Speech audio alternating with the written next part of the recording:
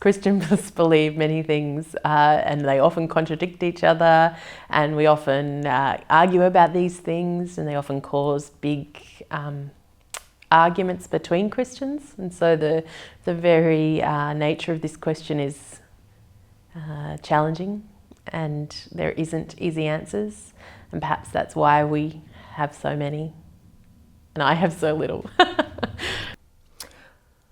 I really believe that I was created by God, and so I have this sense that I'm not a mistake. I think that's really important to me. And I also think that God makes us unique and individual. So all of us have a giftedness or a personality, you know, to actually do the job that we've been put here to do. That sounds like I'm just a mechanical thing, but I'm not. The personality is really important in that. So I think that in order to live a fulfilled and happy life, I need to engage with the things that are me. And I think that's not fate. I think that's an intentional thing that God does for us. So it's not by accident. And if I manage to do it, then, you know, I have a great time. So I really love Psalm 139, you know, where it says, he knit me together in my mother's womb. And there's that kind of idea that he's, you know, crafted me in a special way. It makes me feel really important.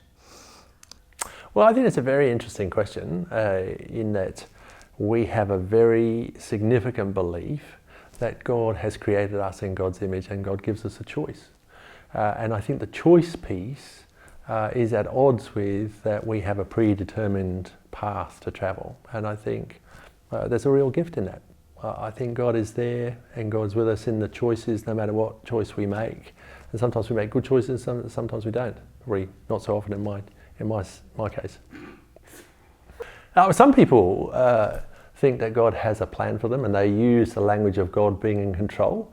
And I struggle with that, to be honest, in the sense that we have a deep foundational belief that life is a gift from God, we are made in God's image, and that God gives us choices. And so when we choose, we're not puppets on the end of a string with God, you know, pulling us one way or the other. We make choices about our life, and the great thing is that God is with us and loves us no matter what the choices are.